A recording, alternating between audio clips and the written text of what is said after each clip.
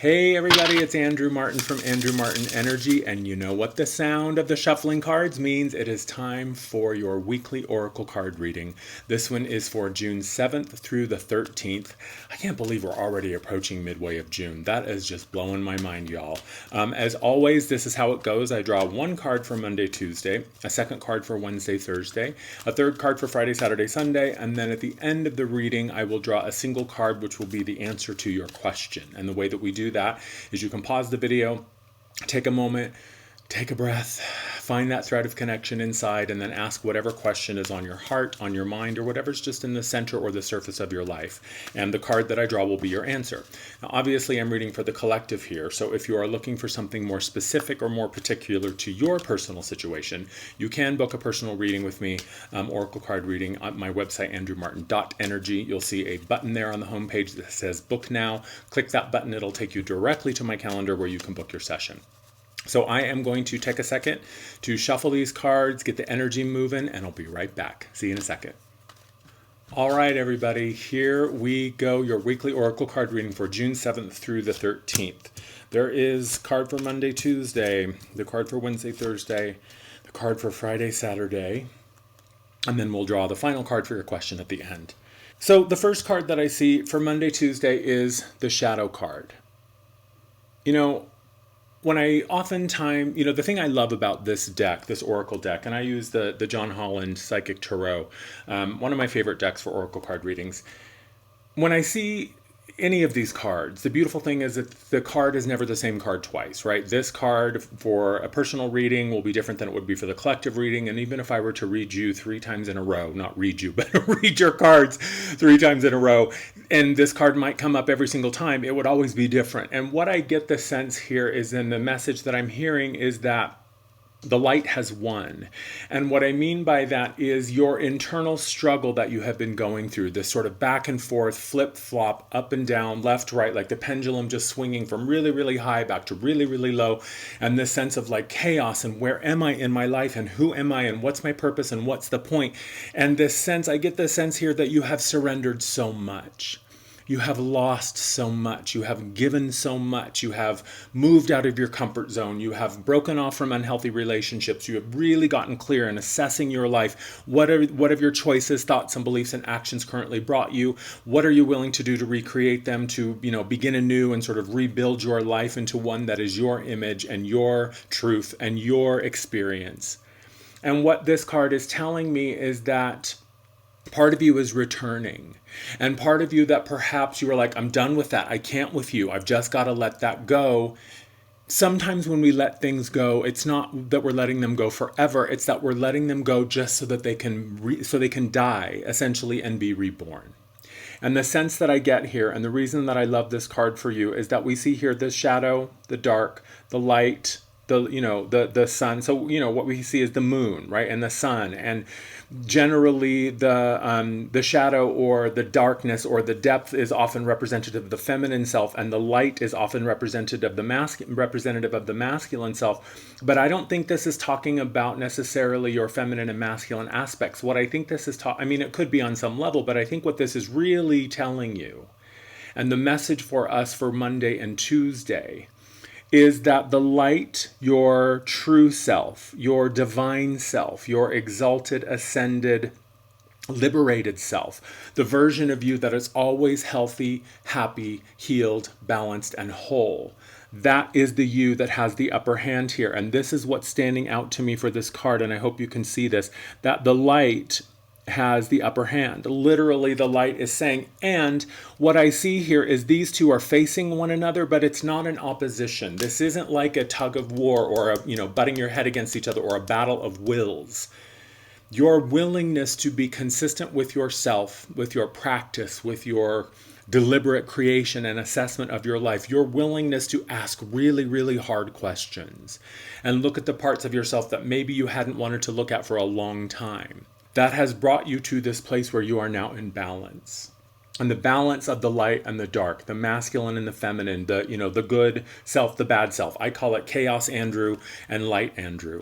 Chaos Andrew wants to burn it all down no matter what. He is my biggest defender. He is my guardian. He is my sentinel, and he is the one who, and when it's time, he will, take off the gloves, roll up his sleeves, and get really, really real.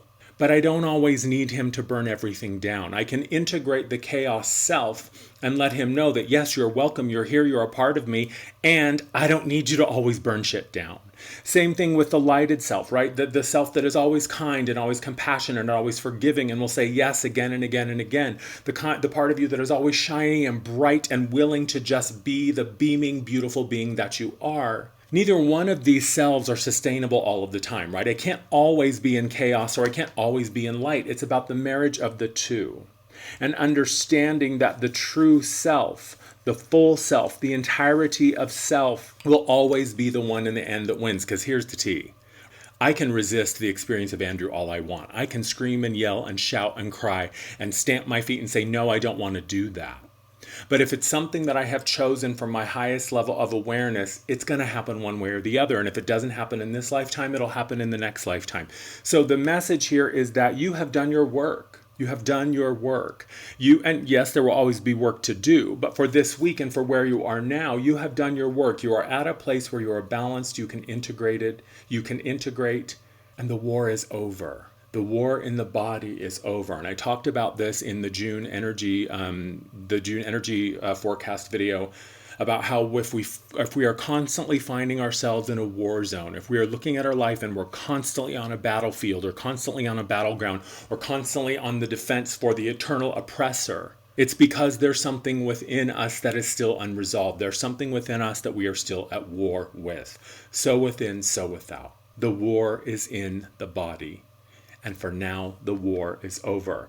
Both sides have reached a truce. They have come to an agreement. And the shadow is saying, yes, I will allow you to be the one who is my sovereign, to be the one who tells me when it's appropriate to, unleash the chaos. And so your love and your compassion for yourself is what allows you to hold love and compassion for others. And it is your acceptance of all that you are, your light, your shadow, and your light that has brought you to this place of integration, has brought you to this place of realization. And that is when things get really, really good and really, really real. It's when your powers of manifestation come back online. Because here's the thing, we always have access to those powers of manifestation. We always have access to our creative abilities, but we won't unlock them for ourselves until we are to be trusted with those powers.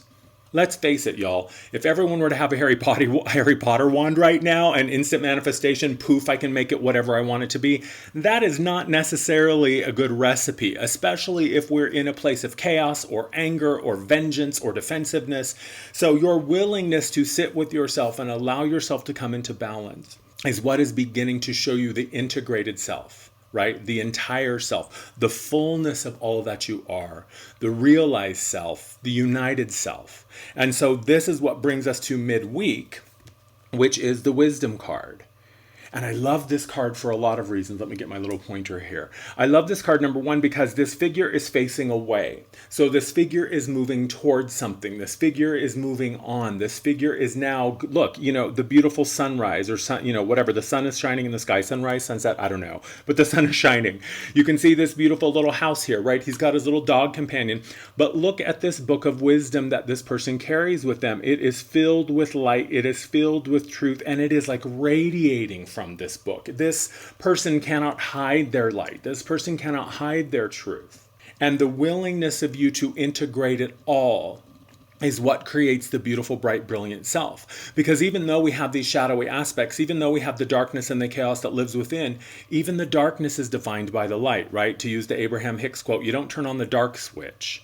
So even shadow, even darkness, even the deep sort of shady, shadowy parts of our lives, they're still defined by how much light is or is not present.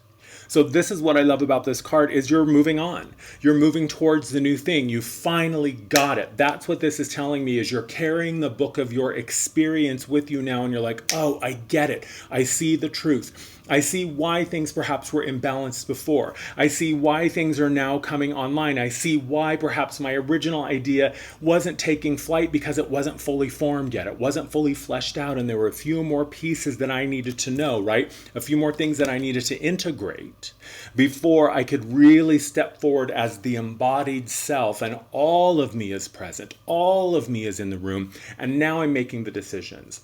There's one more thing I want to draw your attention to here is the number 5. I love the number 5 because the number 5 is, from my perspective, making moves from a balanced state. Because number 4, think of 4, right? It's the 4 cardinal directions. It's the, the elements. It is, north, south, east, west. It's the 4 corners of the perfect square. And 4 is about stability. 4 is about balance. And the 5 means that now I'm ready to step forward from the balanced place. So the foundation that you are standing on can be trusted. The foundation that you are standing on is firm and true. And as you proceed, the only thing that is required of you is to continue to trust what you know. Continue to trust what is true within you. Information is information, and information can be true or not true, right or not right, depending on the source, depending on the intention. Information becomes knowledge when we begin to live it. We begin to allow it into our system, into our body, and into our life. And information becomes knowledge when we go, wait, someone told me that someone told me 2 and 2 equals 5, and I don't know if it's true, but I let it into my experience and I see if it works for me. Does it flow? Does it catch? Does it start momentum? Does it allow me to proceed? If it's not true, then I know that that information is not for me, right? This is about discernment versus judgment. But when we move from information to knowledge, knowledge is, okay, I know this is true because I feel it. I know this is correct because it feels correct. I know that there's a reason I need to do this. And even if I don't know why, I know that it feels true, right? Like I always say, only you know what truth feels like. Knowledge then becomes wisdom when it is lived. Knowledge is, okay, I know what's true for me, and now I'm going to go out and live it. I'm going to go put it into action. I'm going to apply it to my life. I'm going to put it into play. And that's when it becomes wisdom, and that's when it is part of the body. It is part of the muscle memory. It is part of the energy field. It is literally a part of the DNA, and this wisdom begins to reverberate in our body, and it becomes a part of our frequency and our vibration, and we carry it with us. So know that you have everything that you need now as you're embarking on this new chapter. And we're getting ready for the new moon coming up, and we're also in the midst of this eclipse sandwich. We have another eclipse coming up soon. So whatever you are starting, whatever you are beginning, proceed with the understanding that it is your truth, it is your light, and it is your wisdom that allows you to discern, yep, I'm moving in the right direction, and I don't even need to see. All I need to do is feel. Right? All I need to do is know that this feels true for me. So as we move into the weekend, Friday, Saturday, Sunday, what was I just saying? Firm foundation. What was I just saying? This wisdom is acquired because and the number 5 is all about moving on from, guess what? Number 4, here we go. Sorry, it's so hard to get the cards right. But number 4, stability. Firm foundation, and the red border in this deck denotes the material plane. So we're talking about the foundation that you are standing on in your physical life is one that you can trust. It is one that you can believe in, and it is one that you can build with confidence. Whatever it is that you are building, continue to build it, continue to proceed, and continue to stand on that foundation of truth. And there's another message that comes in here, which is don't be deceived by small beginnings. Don't be deceived by something that doesn't look big and flashy right away, because you're in a process of building. And the foundation always comes first. Well, actually, what comes first is the excavation. And you've already done the excavation, right? If we're using the very literal metaphor of building a house, the first thing you do is you got to dig up the hole that you're going to put everything in. And that's the excavation, right? And you've gone through that laborious, painful, often terrifying, and unrelenting process of digging it all up, tearing it all apart, ripping it all open, and saying, okay, what is it that I'm working with? What needs to go? What can stay? And what am I bringing in as I'm excavating my life to now begin to set the foundation for what I'm building? So in the building phase, It's not always flashy. It's not always exciting from the external perspective. It doesn't always satisfy the mind in that it's not really pretty and complete instantaneously. Again, I'll use, my flowers and my plants that I am, tending to every single day for several hours a day. They're just now starting to really pop. The weather here has gotten really, really warm, so things are starting to flower, things are starting to bloom. And so in the beginning, it's teeny tiny little seedlings, and you think they're never going to grow, and you're looking at them and going, oh my God, it's the same thing every day. It doesn't grow. I'm never going to see flowers. I'm never going to get fruit. I'm never going to harvest, but that is the lie. So don't let the mind convince you that just because you start small, and just because to the mind it seems insignificant, you know the difference. You know the difference, girl. Trust yourself. You know in your heart what is true for you. So stand upon that truth. Stand upon that firm foundation that you have earned. You have done your work, and now it is time to proceed with confidence, with clarity, and with faith and trust in yourself and all that you are. Yeah? So now is when we do the card for your question. So go ahead and you can take a second if you'd like to pause the video here. Take a moment. Take a beat, take a breath, find that thread of connection inside, and just pause and ask your question. And let's see what the answer is. Yep. Gosh, I love the cards, man. You can't make this shit up. Financial and material changes. Guess what? Number 5. This feels like an extension of this week's reading. Yes, I think that, if you have a question that is just sort of unique and not necessarily connected to your experience this week, this may be your answer also, but this feels like just a continuation of the message in that, again, number 5. The foundation you're standing on is firm. You've got all 4 corners are square, the angles are true, the joints are flush, and now the changes that you are going to be making, the changes that you're going to be required to make, you can make them with confidence, and you can trust that the choices, the step that you are taking, the 5 that comes after the 4, is procession, right? It is moving forward, and it is moving in the direction. Now, here's another piece of this. You may have to choose your battles here. You may have to prioritize. My favorite saying is, you can have it all. You just can't have it all at once. Right? You're not going to get all the money that you're ever going to spend for your entire life all at once. You're not going to get all the food that you're ever going to eat for your entire life all at once. I'm not going to see all the flowers and seeds that I've been working so hard on for the past few months. They're not all going to bloom and flower all at once. And that's fine. Trust in that. Allow that process, because that's the beauty, right? It's like every day you go outside and there's something else. There's something new. There's something in the pipeline. There's something, you check off number 1 on the list, then you go to number 2, then number 3. So you may not be able to have it all at once, but you can have it all. And you may have to make some choices and some decisions to say, God, I really want to do this thing, but I got to do this thing first, right? I really want the pretty, exciting, flashy part, but I got to build the structure and the foundation first, right? I can't go just full bore spending all of my money, all of my resources, all of my energy on creating something that's just not ready. So trust your intuition, trust your knowing, your wisdom. Allow your shadowy aspects who, maybe your shadow is the one who's self-indulgent. Maybe your shadow is the one who wants it now, right? Maybe the shadow aspect that you deal with is the one that wants instant gratification rather than delayed gratification. And that's okay. You can let your shadow aspect, and I'm going to link a video here for how to deal with the shadow. I have a really quick exercise, on a journaling exercise on how to deal with the shadow. And so maybe you just have to deal with yourself and say, yeah, boo, I get it. You want it now. You want it all right now. I understand. And that's okay for you to want that. It's just not the reality of how it's going to work out. And that, again, is your benevolent, connected, unified masculine self putting your arms around all of you and saying, look, baby, I know you want it all now, and you want it all now, and you want it all now. And that's okay for you to want that. It's just probably not how it's going to happen. So allow yourself to prioritize. Allow yourself to make the choices of like, yeah, okay, I really want this, but I can't have it until I do this. And if you're stuck between a rock and a hard place and you're not entirely sure which choice to make, one of my favorite tools that I like to use is just the flip of a coin. Now, you're not going to use the coin necessarily to make the choice, but you can use the coin to tell yourself how you feel. So let's say you say, okay, heads, I'm going to go Tails, I'm going to stay, right? Whatever your choices are that you're up against. And you flip it and you get heads and you're like, fuck, I really wanted to stay, right? So that immediately tells you, just by the use of the coin flip, it gives you sort of an emotional sense, an energetic and a feeling sense of what's going on inside. And so you can flip the coin and go, oh, actually, I'm really surprised that I didn't feel disappointment when I didn't get what I thought I wanted. So allow yourself to choose wisely, and choose from the heart. That is your reading this week, my friends. We have the shadow, we have the wisdom, we have the firm foundation. Well, actually, they're this way.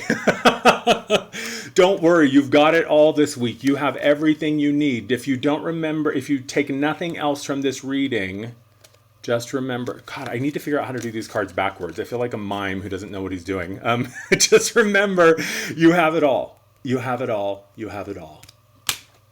I love you. Thank you so much for watching. Again, if you're interested in a private oracle card reading, you can find me at andrewmartin.energy. Until then, I'll see you next week.